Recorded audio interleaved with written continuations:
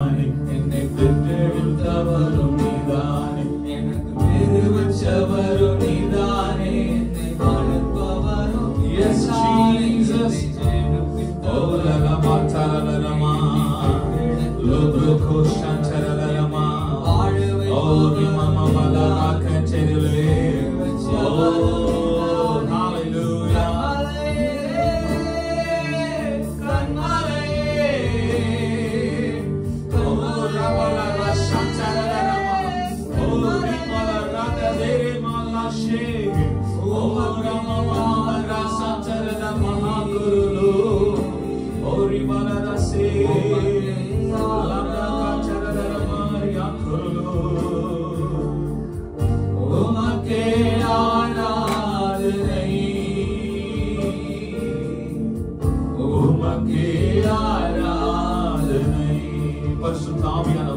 இந்த காலவெளிகளோடு இடைப்பட்டு கொண்டிருக்கிறதற்காக ஸ்தோத்திரம். தொடர்ந்து ஆண்டவரே எங்களுடைய ஆவிக்குரிய கண்கள் திறக்கப்படட்டும். உங்க சத்தியத்தை அறிந்து கொள்ள, எங்களை அழைத்த நோக்கத்தை புரிந்து கொள்ள, அதுல நாங்க வாழ, உங்க திட்டத்தை நிறைவேற்ற இந்த கால வேளையில பரிசுத்த ஆவியானவர் எங்கள் ஒவ்வொருவரோட இடைப்படுவீராக. எல்லா எண்ணங்களையும் கிறிஸ்து இயேசுவுக்குள்ளாய் நாங்கள் சிறைப்பிடிக்கிறோம். ஆண்டவரே, என்னுடைய மாம்சம் அல்ல அப்பா, என் வார்த்தை அல்ல, ஓ நீர் வெளிப்படும், உமது வார்த்தை வெளிப்படட்டும். என் வாயாய் உன் வாய் இருக்கிறது, என் கண்ணாய் உன் கண் இருக்கிறது, என் கண்கள் வழியாய் நீர் பார்க்கிறீர், என் வாய் வழியாய் நீர் பேசுகிறீர், என் காதுகள் வழியாய் இயேசு ராஜா நீர் கேட்கிறீர், என் கரங்கள் வழியாய் நீர் தொடுகிறீர், என் கால்கள் வழியாய் நீர் நடக்கிறீர், எங்கள் வழியாய் நீர் கிரியை செய்கிறீர். எனக்குள்ளிருந்து ஜீவநதி பாய்ந்து வருகிறது. ஆவியானவர் எங்கள் ஒவ்வொருவரோடும் இடைப்படுவீராக. இயேசுவின் நாமத்தில் பிதாவே, ஆமென். வாசிப்போம். ஏசாயா புத்தகம் 60ஆம் அதிகாரம் 1ஆம் வசனம். Book of Isaiah chapter 60 verse 1. எழும்பி பிரகாசி, உன் ஒளி வந்தது, கர்த்தருடைய மகிமை உன் மேல் உதித்தது. எழும்பி பிரகாசி, arise and shine, the glory has come. தேவனுடைய மகிமை நம்மேல் உதித்திருக்கிறது. நாம் இந்த காலகட்டத்திற்கு கர்த்தர் நம்மை வைத்திருக்கிறார் என்றால், நாம் இந்த உலகத்தை பார்க்கும் போது இருள் சூழ்ந்த காலகட்டம். இது என்ன காலகட்டம்? இருள் சூழ்ந்த காலகட்டம். எப்ப நமக்கு வெளிச்சம் வேணும்னா, இருள் இருக்கிற நேரத்துல தான் நமக்கு என்ன வேணும்? வெளிச்சம் வேணும். எல்லா நேரத்திலும் நமக்கு லைட் தேவையில்லை. இருட்ல நடக்கும் பொழுது நமக்கு பெரிய வெளிச்சம் நமக்கு தேவைப்படுகிறது. இந்த உலகம் இருளுக்குள்ளாய் நகர்ந்து கொண்டு இருக்கிறது. இருளுக்குள்ளாய் இந்த உலகத்தின் மக்கள் வாழ்ந்து கொண்டிருக்கிறார்கள். அவர்களுக்கு பெரிய வெளிச்சமாய் கர்த்தர் நம்மை வைத்திருக்கிறார். ஒரு கப்பல் நடு கடலிலே திசை தெரியாமல் இருள் சூழ்ந்த நேரத்திலே, புயல் மழை சூழ்ந்த, இடி புயல் மழை சூழ்ந்த நேரங்களிலே அது சிக்கி தவிக்கும் பொழுது அதற்கு திசை எந்த திசையில போறன்னு தெரியாது. ஆனா இவர்கள் அந்த திசையை பார்ப்பதற்காக அந்த கடல் கரை ஓரத்திலே வைக்கப்பட்டிருக்கிற, கட்டப்பட்டிருக்கிற கலங்கரை விளக்கு, லைட் ஹவுஸ், அந்த லைட் ஹவுஸ்ல இருந்து ஒளி சூழ்ந்து அடிச்சு கொண்டே இருக்கும். அந்த லைட் ஹவுஸ் இருக்கிறதுனால இருள் இல்லைன்னு அர்த்தம் இல்ல. அந்த லைட் ஹவுஸ் இருக்கிறதுனால புயல் மழை இல்லை என்று அர்த்தம் அல்ல. அந்த லைட் ஹவுஸ் இருக்கிறதுனால அங்க அந்த கப்பல் நேர்த்தியா எந்த சேதம் வராமல் போகும் என்பது அர்த்தம் அல்ல. சேதங்கள் வரும், பிரச்சனைகள் வரும், இருள் சூழும், எல்லாம் மற்றிலதான் அந்த கலங்கரை விளக்கு, லைட் ஹவுஸ் என்ன இருக்குது? ஒளியை வீசுகிறது. அந்த ஒளியை பார்த்து அந்த கப்பல் ஓட்டுகிற கேப்டன் என்ன பண்றாரு? அந்த திசைக்கு நேரா என்ன பண்றாரு? அந்த கப்பலை சுக்கானால திருப்பி நடத்துகிறார். அதுல பயணம் பண்ணுகிற மக்களும் சரி, அதுல கொண்டு வருகிற பொருட்களும் சரி, நேர்த்தியான இடத்தில் என்ன பண்ணப்படுகிறது? கொண்டு போய் சேர்வதற்கு அந்த ஒளி என்ன பண்ணுகிறது? பயன்படுத்தப்படுகிறது. அதே போலதான் நம்ம வாழ்க்கையில ஆண்டவர் சொல்றாரு, நீதான் இந்த பூமிக்கு என்னது? ஒளி. நம்ம தான் ஒளி. ஆண்டவர் சொன்னார், I am the light. அவர் தான் ஒளினாரு. நீங்க வாசிங்க யோவான் புத்தகம் 8ஆம் அதிகாரம் 12ஆம் வசனத்தை பாத்தீங்கன்னா, book of John chapter 8 verse 12 நான் உலகத்திற்கு ஒளியாய் இருக்கிறேன், என்னை பின்பற்றுகிறவன் இருளிலே நடவாமல் ஜீவ ஒளியை அடைந்திருப்பான் என்றார். நம்ம யாரை பின்பற்றோம்? யாரை நம்ம நம்பி வாழ்ந்து கொண்டிருக்கிறோம்? நமக்கு பேரொளி இயேசு கிறிஸ்து. அதனால்தான் யோவான் புஸ்தகம் 1ஆம் அதிகாரத்தில் வாசிக்கும் போது அவர் கிருபையினாலும் சத்தியத்தினாலும் நிறைந்தவராய் நமக்குள்ளே வாசம் பண்ணுகிறார். இயேசு எங்க இருக்கிறாரு? எனக்குள்ள இருக்கிறாரு. இயேசு எங்க இருக்கிறாரு? எனக்குள்ளே இருக்கிறார். அதனால்தான் வேதம் சுவாசம் சொல்கிறது, எனக்குள்ளே ஜீவ ஊற்று, அது வற்றாது ஒரு நாளும். பாடுவோமா? எனக்குள்ளே ஜீவ ஊற்று, அது வற்றாது ஒரு நாளும். இயேசு எனக்குள்ள இருக்கிறதுனால எனக்குள்ள இருந்து ஜீவநதி பாய்ந்து வருகிறது, ஜீவ வாழ்க்கை பாய்ந்து வருகிறது. அது அநேகரை வாழ வைத்துக் கொண்டிருக்கிறது. உங்களுக்குள்ள அந்த ஜீவ வாழ்க்கை இருக்கிறது. உங்களுக்குள்ள இயேசு வாழ்ந்து கொண்டிருக்கிறார். இதை உணராமல் நாம் இருப்போமானால் நமக்குள்ள இருக்கிற அந்த பேரொளியை இந்த உலகம் காண முடியாது. ஓ ராரா ரபாகா சரலரே மாஷே ராரா மச்சரனமா நிரம்பி வழிகின்றது, வழிந்து ஓடுகின்றது. ஆமென். பாத்திரம் நிரம்பி வழிகின்றது, வழிந்து ஓடுகின்றது. எனக்குள்ளே ஜீவ ஊற்று, அது வற்றாது ஒரு நாடு.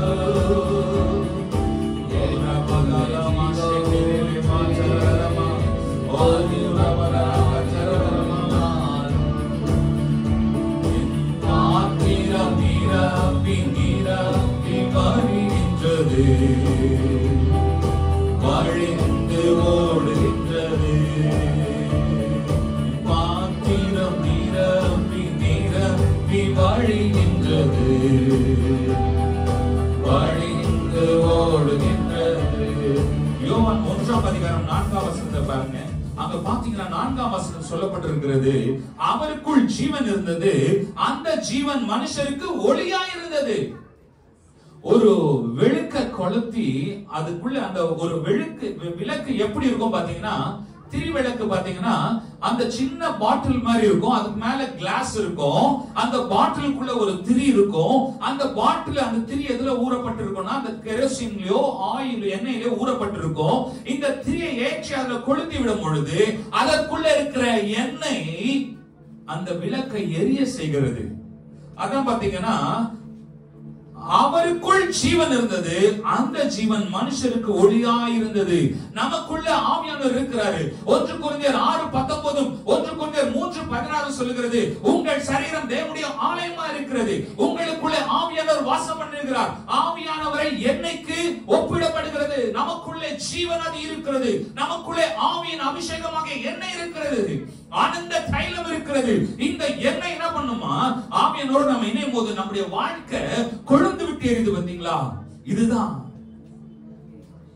ஓராலா ஷேகரே மணல் மூட்டி எரிய செய்கிறது, அனல் மூட்டி எரிய செய்கிறது. நம் ஆவியானோடு இணைந்து இருக்கும் பொழுது நம் வாழ்க்கை அனல் மூட்டி எரிய செய்கிறது. அவர் நமக்குள்ளே வாழ்ந்து கொண்டிருக்கிறார். ஓரா காச்சேரேமே ஓரா காச்சேரே மால்ப்ரோகோ சோரோலோ மாரியாஹா நாம் எரிந்து கொண்டே இருக்க வேண்டும் என்றால் ஆவியானோடு இணைந்து கொண்டிருக்கிறோம்.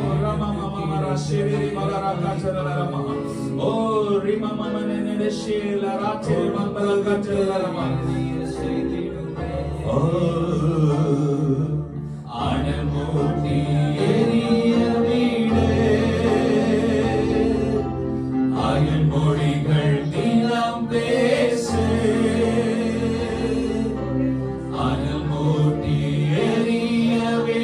ஆவியானவரோடு இணைந்து விடுங்கள்.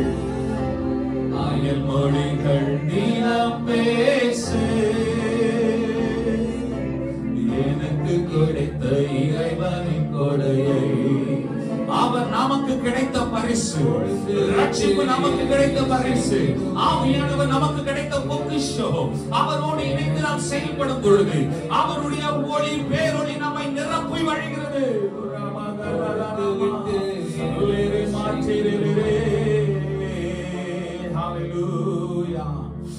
யோவான் 15ஆம் அதிகாரம் 6ஆம் வசனம் சொல்கிறது, ஒருவன் என்னில் நிலைத்துராவிட்டால் வெளியே எரியுண்ட கொடியை போல அவன் எரியுண்டு உலர்ந்து போவான்.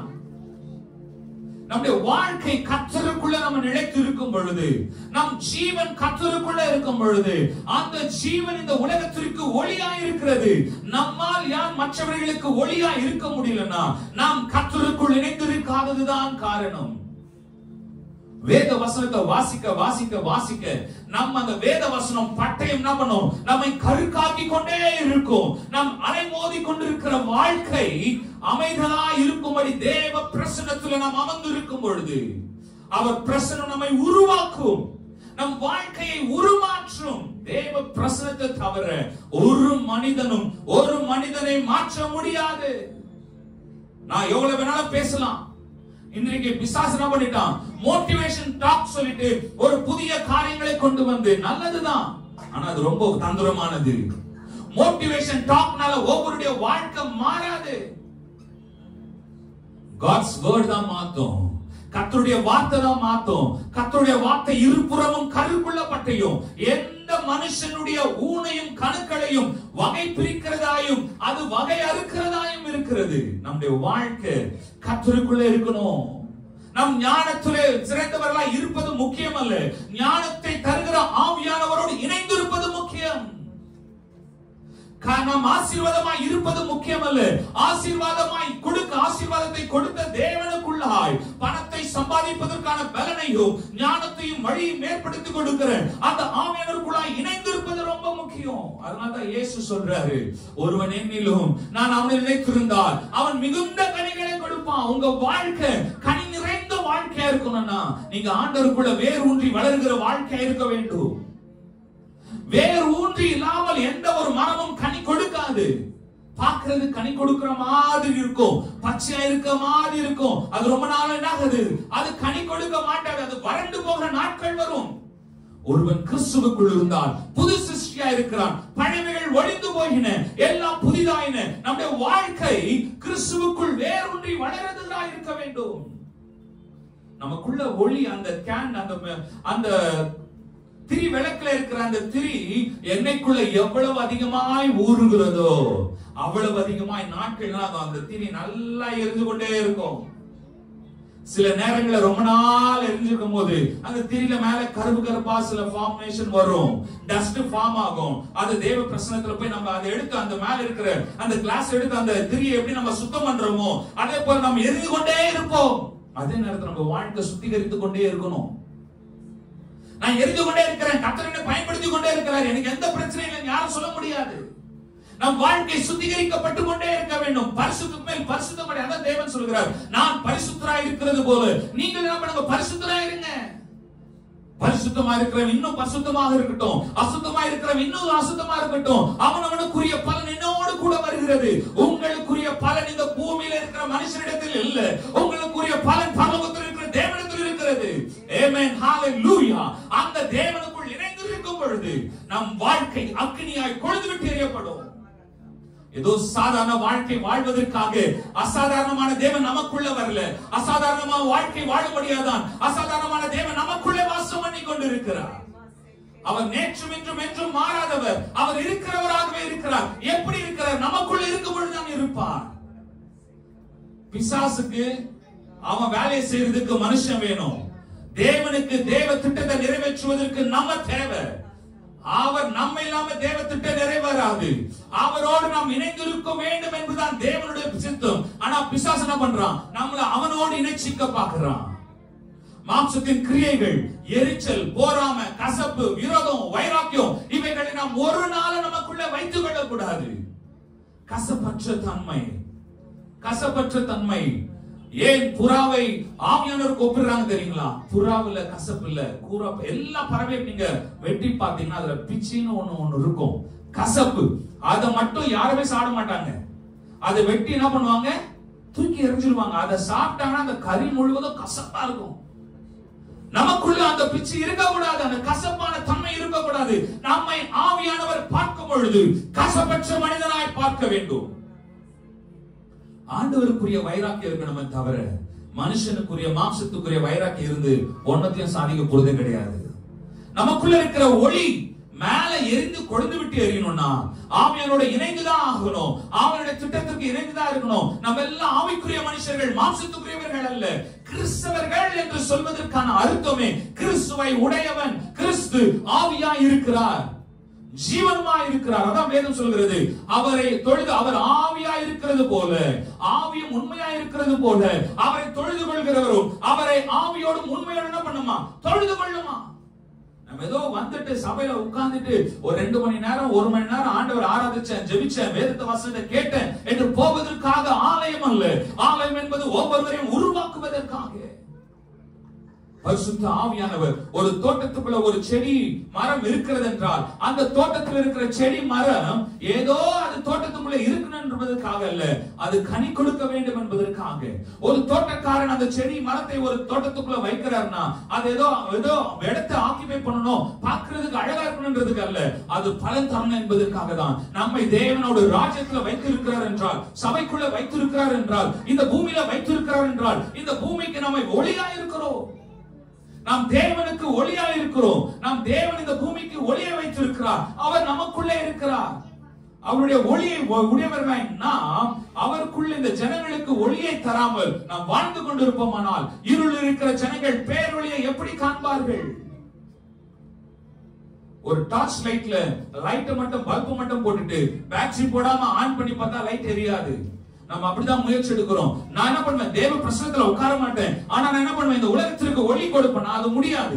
தேவ பிரசன்னத்திலும் தேவ வார்த்தையும் உங்களுக்குள்ள இருந்தா நீங்க என்ன பண்ண முடியும்? இந்த உலகத்துல ஒளி கொடுக்க முடியும். நம்முடைய வாழ்க்கை ஒளி கொடுக்கும்படி அழைக்கப்பட்டவர்கள். அதனாலதான் யோவான் 8:12 சொல்றாரு, நான் உலகத்திற்கு ஒளியாய் இருக்கிறேன், என்னை பின்பற்றுகிறவன் இருளிலே நடமாமல் ஜீவ ஒளியை அடைந்திருப்பான். இந்த உலகத்தில் இருக்கிற மக்கள் நம்ம பார்க்கும் பொழுது அவங்க எங்க போறாங்க, ஏது போறாங்க அவங்களுக்கே தெரியாது. ஏன்னா அவங்க இருள்ல இருக்கிறாங்க, கண்ணு தெரியாம இருக்கிறாங்க, வெளிச்சம் இல்ல. போராடி கொண்டு தடவி கொண்டு ஏதோ இன்னைக்கு வருகிற வருமானத்திற்கு நான் என்ன செய்ய வேண்டும் என்று அங்கலாய்த்துக் கொண்டு எதை வேணாலும் செஞ்சா நான் வாழ்ந்துலாம் சொல்லி வாழ்ந்து கொண்டு இருக்கிறாங்க. ஆனா நம்மளுக்கு அப்படி இல்லை. ஆண்டவருடைய ரட்சிப்பை பெற்ற நாம், அவருடைய ரத்தத்தினால் கழுவப்பட்ட நாம், அவருடைய பரிசுத்த சரீரத்தையும் ரத்தத்தையும் ஒவ்வொரு நாளும் நாம புசித்து பானம் பண்ணுகிற நாம், வேத வசனத்தை வாசிக்கும் பொழுதெல்லாம் இயேசுவை நாமம் என்று புசிக்கிறோம். அவரே வானத்திலிருந்து வந்த ஜீவாப்பம் என்று யோவான்ல வாசிக்கிறோம். ஆண்டவருடைய வார்த்தை நமக்கு கரத்துல கொடுக்கப்பட்டிருக்கு. ஆண்டவருடைய வல்லமை நமக்குள்ள இயேசு பரிசுத்த ஆவியை கொடுத்திருக்கிறாரு. ஞானத்தின் ஆவியானவர் அவர். நம்ம என்ன பண்றோம்? உலகத்தின் மக்களுடைய ஞானத்தை பார்த்து வியந்து போகிறோம். நீங்க விஞ்ஞான ரீதியில கண்டுபிடிக்கப்பட்ட பொருளின் சரித்திரத்தை நீங்க எடுத்து பார்த்தீங்கன்னா அதை கண்டுபிடிச்ச ஒவ்வொரு மனுஷனும் கிறிஸ்தவன், யூதன், கிறிஸ்துவை பின்பற்றுகிறவர்கள் தான் அதை கண்டுபிடித்திருக்கிறார்கள். பல இன்வென்ஷன் எல்லாமே, சயின்டிபிக் இன்வென்ஷன் எல்லாமே கண்டுபிடித்த விஞ்ஞானிகள் கிறிஸ்துவை, வேத வசனத்தை வாசித்து கிறிஸ்துவ போல வாழ்ந்தவன் என்ன பண்றான்? கண்டுபிடிச்சான். அவர்களுக்கு ஆவியானவர் ஞானமாய் இருந்தார். அதை பார்த்து நம்ம வியந்து போறோமே தவிர அதே ஞானத்தின் ஆவியானவர் நமக்குள்ள வாழ்ந்து கொண்டிருக்கிறார். அவரோடு இணைந்து நாம் செயல்படுவதற்கு நம்மால் முடிய மாட்டேங்குது.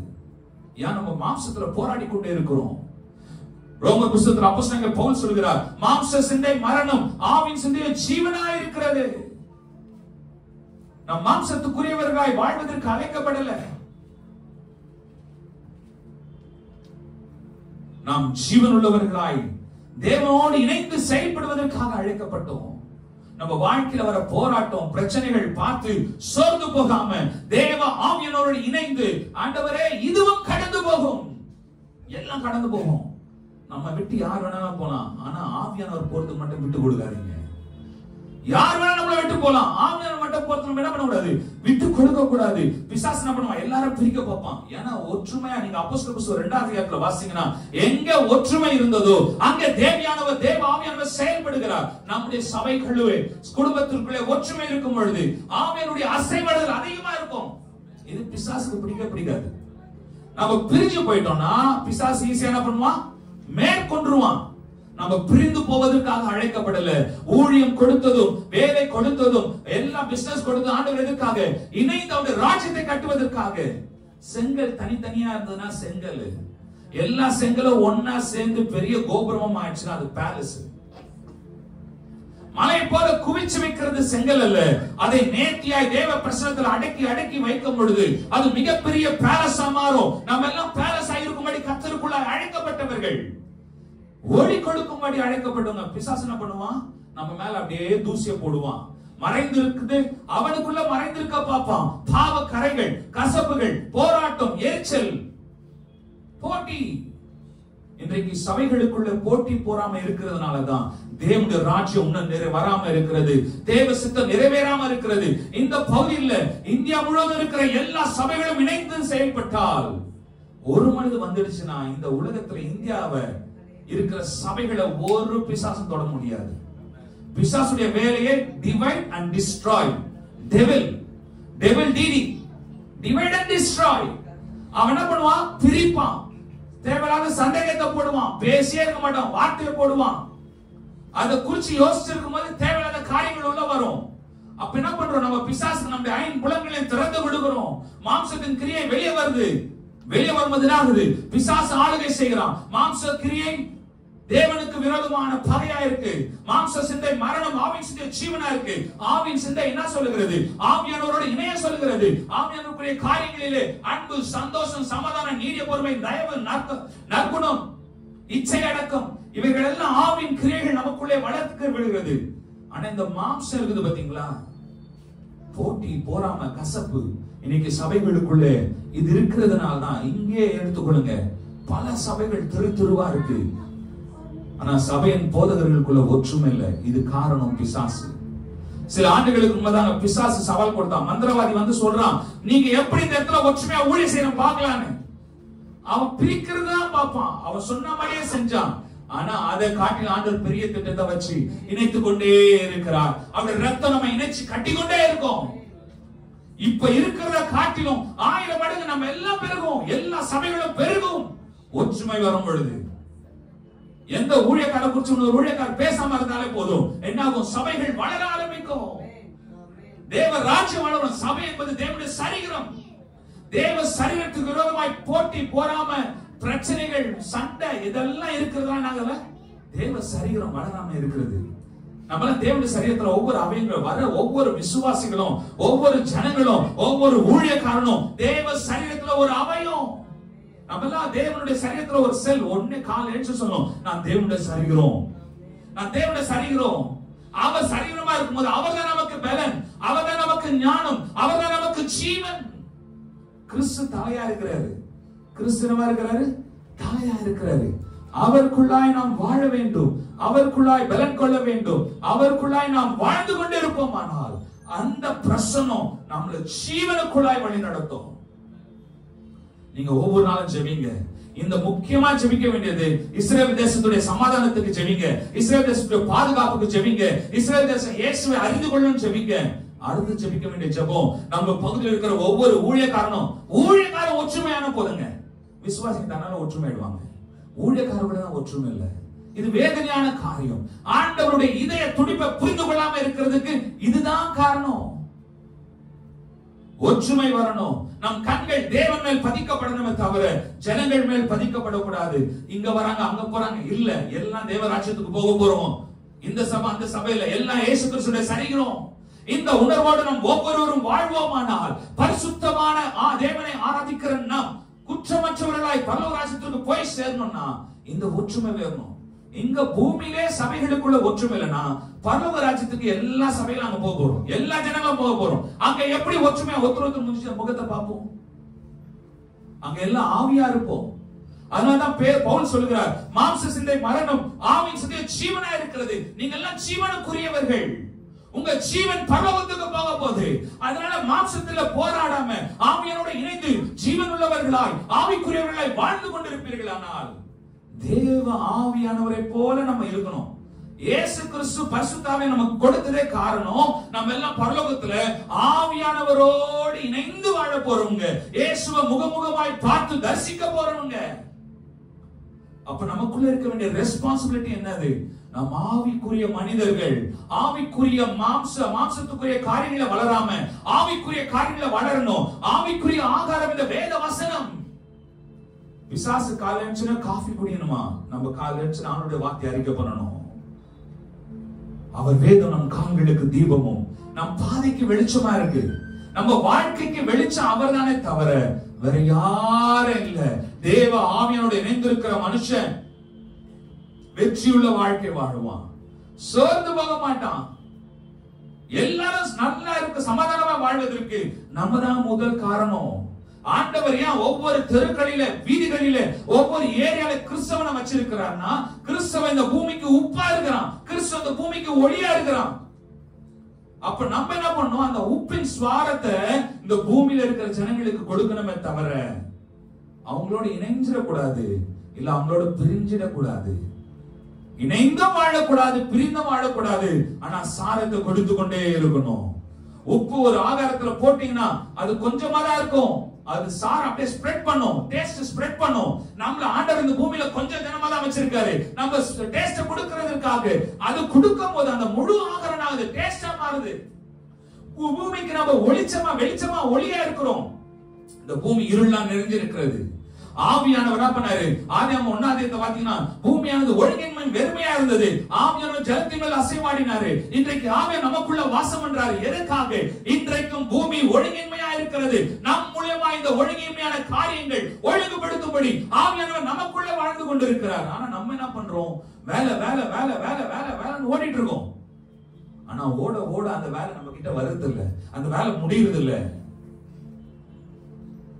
நான் சில மாதங்களுக்கு முன்பதாக ஒரு கிளிப்பிங்ஸ் யூடியூப்ல பார்த்தேன்.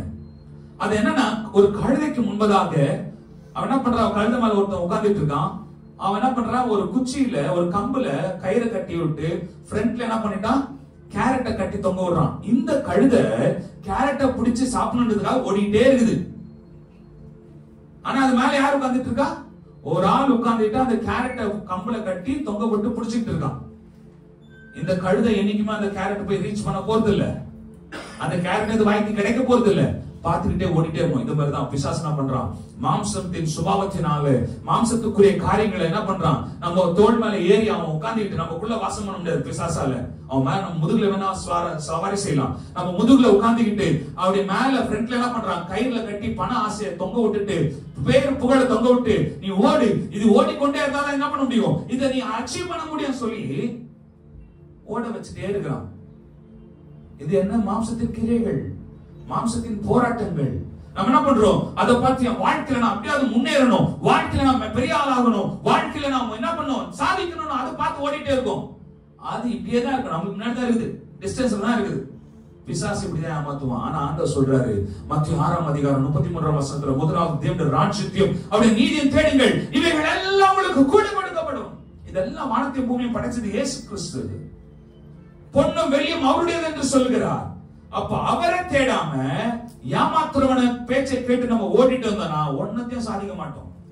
கடைசியில வாழ்க்கை ஓட்டத்தை முடிக்கும் போது, நல்ல போராட்டத்தை போராடினேன், ஓட்டத்தை முடித்தேன், விசுவாசத்தை காத்துக்கணும் எழுத முடியாது. என் வாழ்க்கையில ஏமாந்து போய் ஓடினேன், என் ஓட்டத்தை வெற்றியா முடிக்க முடியல, என்னால விசுவாசத்தை காத்துக்கொள்ள முடியல, தேவ திட்டத்தை என் வாழ்க்கையில நிறைவேற்ற முடியல. இப்படிதான் நம்ம முடிப்போம். நம்ம வாழ்க்கை பலருக்கு வெளிச்சமா இருப்பதற்காக கர்த்தர் அழைத்திருக்கிறார். அவரை போல வாழும்படி கர்த்தர் நம்மை அழைத்திருக்கிறார். அவருக்காகவே வாழும்படி ஆவியானவர் நமக்குள்ள கொடுத்திருக்கிறார். ஆவியானவரை பெற்ற நாம் ஆவிக்குரிய மனிதர்களாய் வாழும்படிதான் ஆவியானவர் நமக்குள்ள கொடுக்கப்பட்டாரே தவிர மாம்சத்துக்குரியவர்களாய் வாழும்படி நாம் என்ன பண்ணல, ஆவியானவர் நமக்கு கொடுக்கப்படல. இந்த வசனம் பாருங்க, எழும்பி பிரகாசி, உன் ஒளி வந்தது. நம்ம என்னைக்கு ரட்சிக்கப்பட்டோமோ, என்றைக்கு இயேசு கிறிஸ்து நம்முடைய வாழ்க்கையில வந்தாரோ, அன்றைக்கே ஒளி வந்து விட்டது. நாம் பிரகாசிக்க வேண்டிய நாள் நம்ம என்ன பண்றோம், உட்கார்ந்து தூங்கிட்டு இருக்கிறோம்.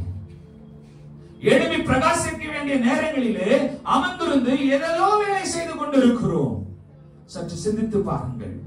நாம் செய்ய வேண்டியதை செய்கிறோமா, தேவனோடு முதலாவது உறவாடுகிறோமா? காலையில சொன்ன காஃபி டீ, நம்ம அப்பா அம்மா டீ கடையை வச்சு நடத்துறாங்க. காலையில காஃபி டீ, முதலாவது கர்த்தருடைய வார்த்தை. நம் வாயில நம்ம சொல்ற முதல் வார்த்தை அம்மா என்றது தவிர ஏசப்பா என்று சொல்ற ஒரு வார்த்தை காலைல வந்தாலே அந்த நாள் உங்களுக்கு ஆசீர்வதிக்கப்பட்ட நாள். கர்த்தருடைய வார்த்தை ஜீவனா இருக்கிறது. இயேசு கிறிஸ்து நமக்கு சரீரத்தின் பலனாய் ஞானமாய் இருக்கிறார். அவரோடு இணைந்து விட்டால் நமக்கு எல்லாமே எளிதாக முடிஞ்சிடும். ஒரு 10 வெயிட்ட ஒரு மனுஷன் சாதாரணமா தூக்குறதுக்கு முடியாது, யாரால முடியாது. 10 வெயிட்ட எந்த மனுஷனாலும் தன்னுடைய செல்ஃப் மாம்சத்தை தூக்க முடியாது. ஆனா அதுக்கு வேண்டிய மிஷின் எக்யூப்மெண்ட்ஸ் வச்சுட்டான்னு வச்சுங்களேன், ஜேசிபியோ ஏதோ ஒரு பெரிய ஹெவி மிஷின் லிஃப்டர் என்ன வச்சுட்டானா, அது 10 டன்னா இருக்கட்டும் 100 டன்னா இருக்கட்டும், சர்வசாதாரணமா அந்த மிஷின் என்ன பண்ணும், தூக்கி கொடுக்கும். நம்ம மாம்சத்துல போராடி கொண்டே இருப்போம், ஆனால் வாழ்க்கையில் எதையும் சாதிக்க முடியாது. நமக்குள்ள இருக்கிற ஆவியானவரோட உறவாடி பாருங்க. ஆவியானவர் சகல வல்லமை உள்ளவர், அவர் பராக்கிரமசாலி, அவரால் செய்ய முடியாது ஒன்றுமே கிடையாது. அவரோடு இணைஞ்சிட்டா உங்க வாழ்க்கையில நீங்க எல்லாத்தையும் சாதிப்பீங்க. மாம்சத்துல போராடாம ஆவியானோட இணைஞ்சு வாழ்கிற மனுஷன் தான் கிறிஸ்துவன், கிறிஸ்துவை உடையவன். இயேசு கிறிஸ்துவுக்கு ஆவியானுடைய உதவி தேவைப்பட்டது. நீங்களும் நானே மாத்திரம் நாம் பெருமை பாராட்டுவதற்கு ஒன்றுமில்லை, அவருடைய கிருபை. பெருமை பாராட்ட ஒன்றுமில்லையே, நான் வாழ்வது உமது கிருபையே. நாம் கண்களை மூடி, ஆண்டவரே நான் இந்த பூமியில வாழ்வது இந்த பூமியில இருக்கிற ஜனங்களுக்கு ஒளியை கொடுக்கும்படி நான் அழைக்கப்பட்டிருக்கிறேன், வாழ்ந்து கொண்டிருக்கிறேன். என் வாழ்க்கை உமக்கு ஒளியாய் இருக்கட்டும், உமக்கு ஜீவனாய் இருக்கட்டும். பெருமை பாராட்ட என் கையில ஒண்ணு இல்லப்பா. நீ வாழ்வது நான் அல்ல, கிறிஸ்துவே வாழ்கிறீர். உம்மால் ஆகாதது அப்பா ஒன்றுமில்லை. ஆனா என்னால என் தனிப்பட்ட ரீதியில என்னால ஒன்னே சாதிக்க முடியாது. எனக்கு நாசிலே சுவாசம் உள்ள மனிதனை நம்புவதை பார்க்கிலும் கர்த்தர் பேரில் பற்றுதலாய் இருப்பதே நலம் என்று சொன்ன வார்த்தையை நான் பிடித்துக் கொள்கிறேன். ஏன்னா நீங்க என்ன ஏமாத்த மாட்டீங்க. பதவியிலும் பட்டத்திலும் இருக்கிற மனிதன் ஏமாற்றுவான், அவனுக்கே நிரந்தரம் கிடையாது. நான் நீ நிரந்தரமானவர், ஆவியானவர் நீ நிரந்தரமானவர், நீர் என்னை பலப்படுத்துகிறவர், நீர் என்னை வாழ வைக்கிறவர். என்னை வாழ வைக்கும் தெய்வம் நீங்க தான்ப்பா. ஓ ஹalleluya. உங்க வார்த்தைக்காக ஸ்தோத்திரம். உங்க வார்த்தை எங்களை கட்டி எழுப்போம் ஆண்டவரே. உங்க வார்த்தை எங்களை மேல மேல மேல உயர்த்தும். உங்க பிரசன்னம் இந்த ஆலயத்தை நிரப்பட்டும், எங்களை நிரப்பட்டும். நாங்க வாழ்ற பகுதியில உங்க பிரசன்னம் நிரப்பட்டோம்ப்பா. ஓ ரபதகலமா ஷேகரே மாதுரலோ லப்ரா கச்சரமா ஓரி மல்பரா ஷேகரலோ ரமல்பரா கச்சரலமா ஓரி மா கச்சரலமா சேலரே மாதுரலோ.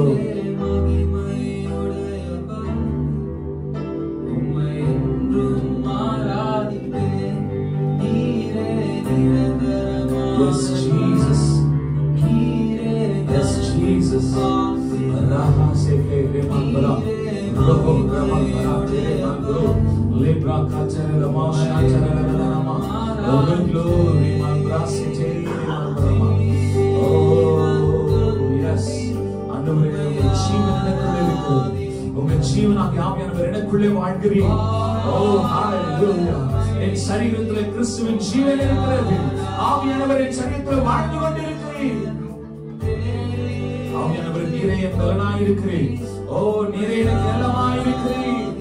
ஓ லாலமாகா லாலமா ஷேகே மாதுரோ ரபல் பரா தெரே மாகோ துரலு ரிமலரசே. உம்மை நாடு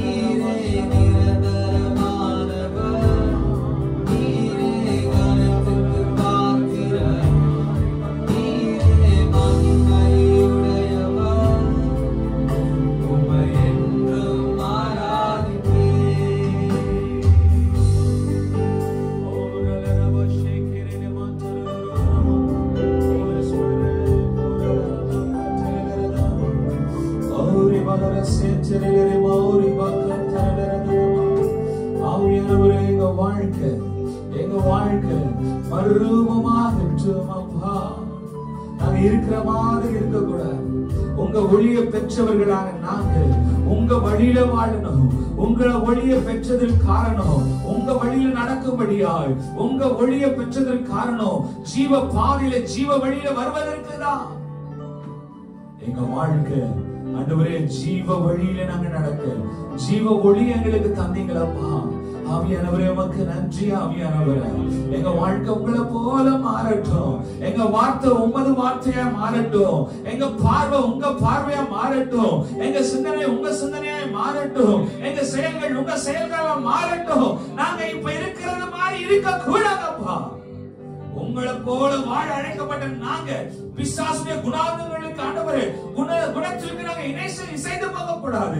மாம்சத்தின் கிரியையோடு இசையக்கூடாது. ஆவியானவரே உங்க சிந்தையில உங்க ஆவிக்கு இணைந்து வாழ உதவி செய்யும். இந்த கால வேளையில கேட்ட வார்த்தையின்படி கேட்ட சத்தியத்தின்படி வாழ எங்கள் ஒவ்வொருவரையும், எங்களையும், எங்கள் சபையாரையும், எங்கள் குடும்பங்களையும், எங்கள் சந்ததிகளையும் பிதா குமாரன் பரிசுத்தாவின் நாமத்தினாலே நாங்கள் இந்த காலவேளையில ஆண்டவரே உம்முடைய பலிபீடத்தில் வைக்கிறேன். நீங்க எங்களை ஆளுகை செய்யணும். உம் சித்தம் எங்க வாழ்க்கையில நிறைவேறட்டும். எங்க காதுகளில் எங்கள் உள்ளத்துல எப்பொழுதும் உங்க சத்தம் தொலைந்து கொண்டே இருக்கட்டும் அப்பா. எங்க வாயில உங்க சத்தம் வரட்டும். இனி வாழ்வது நான் அல்ல, கிறிஸ்துவேனில் வாழ்கிறேன். எங்களை தாழ்த்தி ஒப்பு கொடுக்கிறோம். எல்லா கனமக்கு செலுத்துகிறோம். எல்லா மகிமைக்கு செலுத்துகிறோம். நீரே கனத்துக்குரியவர், நீரே மகிமைக்குரியவர், நீரே துதிகளின் பாத்திரர்.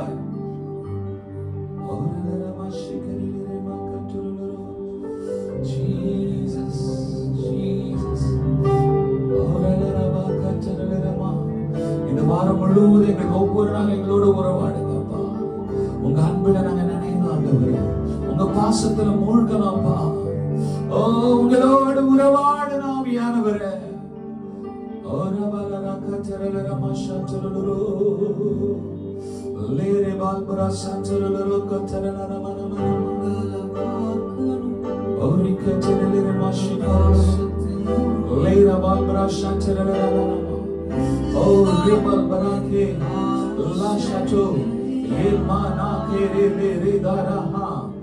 Lambroco, Libra Sehe, Lantarabal Broco, Aragale, Riman Mana Sancherini Coriana. Oh, go, re, Maha, Ori Bangrori, Antarana.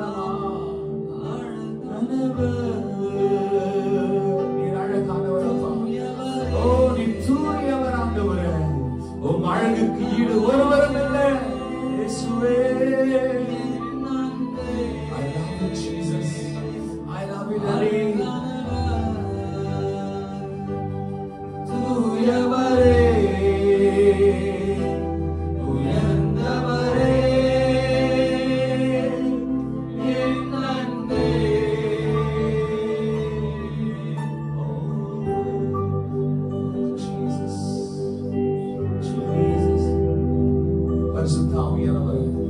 இந்த வாரம் முழுவதும் உங்க முகத்தை நாங்க பார்த்துக்கிட்டே இருக்கணும்.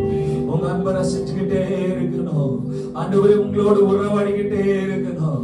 உங்களோடு ஒன்றாக நான் கலந்து வாழணும். இந்த வாரம் முழுவதும் நாங்க எதையும் தவறா யோசிக்க கூடாது. எங்க நினைவுகள தேவையில்லாத காரியங்கள் வரக்கூடாது. எங்க வார்த்தையில தேவையில்லாத வார்த்தைகள் வரக்கூடாது. எங்க வாயில எங்க வாழ்க்கையில தேவையில்லாத வாழ்க்கை நாங்க வாழக்கூடாது. ஆவியானவரே, கலாத்தியர் 2:20 படி எங்கள் ஒவ்வொருவரையும் கிறிஸ்துவுடனே கூட சிலுவையில் அறைகிறோம். இனி வாழ்வது நாங்கள் அல்ல, இயேசு ராஜா நீரே எங்களுக்குள்ள வாழ்கிறீர். உண்மையிலே நிலைத்திருக்க எங்களுக்கு உதவி செய்யும். நீர் எங்களிலே பெருகணும். நாங்கள் உண்மையிலே மறைந்திருக்கணும் ஆண்டவரே. இதுதான் எங்க வாழ்க்கைப்பா. இதுக்கு மேல எங்க வாழ்க்கையில ஒன்றும் இல்லை. நீங்க வெளிப்படும். எங்கள் ஒருவரையும் தாழ்த்தி ஒப்பு கொடுக்கிறோம். வந்த ஒவ்வொருவரும் பிதா குமாரன் பரிசுத்தவின் நாமத்தினாலே ஆசீர்வதிக்கிறேன். தேவ ஆசீர்வாதம், தெய்வீக சுகபலன், ஆரோக்கியம், சமாதானம், தெய்வீக முகத்தின் ஒளி எங்கள் ஒவ்வொரு மேலும் இந்த வாழ்நாள் எங்கள் வாழ்நாள் முழுவதும் பிரகாசித்துக் கொண்டிருக்க நாங்கள் அவ்வாறு வாழ உதவி செய்யும். ஆவியானவர் எங்களை வழி நடத்தும். தாழ்த்தி ஒப்பு கொடுக்கிறோம். ஆண்டவரே, இஸ்ரவேல் ஜனங்களுக்கு பகலிலே மேக சம்பமாய் இரவில் அக்கினி சம்பமாய் இருந்தது போல எங்க வாழ்நாள் எல்லாம் இயேசு ராஜா நீர் எங்களுக்கு மேக சம்பமாய் அக்கினி சம்பமாய் எங்களோடு இருந்து எங்களை பாதுகாக்கிறதற்காக ஸ்தோத்திரம். தாழ்த்தி ஒப்பு கொடுக்கிறோம். யாரெல்லாம் பலவீனத்தோடு சுகவீனத்தோடு இன்றைக்கு வராமல் இருந்தார்களோ, கர்த்தர் வருகிற வாரத்தில் அற்புத சுகமாய் கொண்டு வந்து சாட்சியாய் நிறுத்தும். பெரிய காரியங்களை செய்யும். இயேசுவின் நாமத்தில் ஜெபிக்கிறோம் பிதாவே. ஆமென், ஆமென். அனைவரும் சேர்ந்து சொல்லுவோம். என் ஆத்துமாவே கர்த்தரை ஸ்தோத்திரி, என் முழுமையோட பரிசுத்த நாமத்தை ஸ்தோத்திரி. என் ஆத்துமாவே கர்த்தரை ஸ்தோத்திரி, கர்த்தர் செய்த சகல உபகாரங்களை மறவாதே. ஆமென். நம்முடைய பிதாவாகிய தேவனுடைய அன்பும் குமாரனாகிய இயேசு கிறிஸ்துவின் கிருபையும் பரிசுத்த ஆவியானவருடைய அந்நிய ஐக்கியமும் என்றும் என்றும் வரை மட்டும் சகல நாட்களிலும் நம் அனைவரோடு கூட தங்கி தாபரிப்பதாக. ஆமென், ஆமென்.